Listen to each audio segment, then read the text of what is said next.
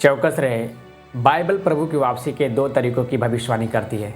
कई लोगों ने बाइबल की यह आयत पढ़ी है, तब मनुष्य के पुत्र का चिन्ह आकाश में दिखाई देगा और तब पृथ्वी के सब कुल के लोग छाती पीटेंगे और मनुष्य के पुत्र को बड़ी सामर्थ और ऐश्वर्य के साथ आकाश के बादलों पर आते देखेंगे।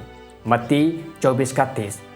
वे प्रभु यीशु के बादलों पर उतरने और उन्हें स्वर्ग के राज्य में ले जाने का बेसब्री से इंतजार कर रहे हैं। लेकिन अब आपदाएं और भी गंभीर होती जा रही है और प्रभु यीशु की वापसी की भविष्यवाणियां मूल रूप से पूरी हो चुकी है।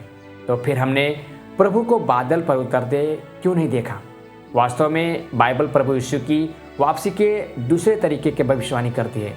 प्रभु यीशु ने कहा, देख मैं चोर के समान आता हूँ। प्रकाशित वाक्य 16:15। इसलिए तुम भी तैयार रहो, क्योंकि जिस घड़ी के विषय में तुम सोचते भी नहीं हो उसी घड़ी मनुष्य का पुत्र आ जाएगा।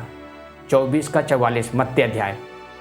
इन भविष्यवाणियों में प्रभु के चोर के रूप में आने और मनुष्य के पुत्र के आने का उल्लेख है।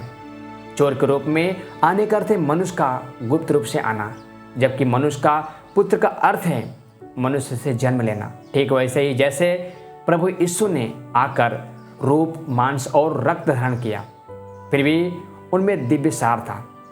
ये भविष्यवाणियाँ हमें बताती है कि प्रभु मनुष्य के पुत्र के रूप में देह में लौटेंगे, गुप्त रूप से आएंगे।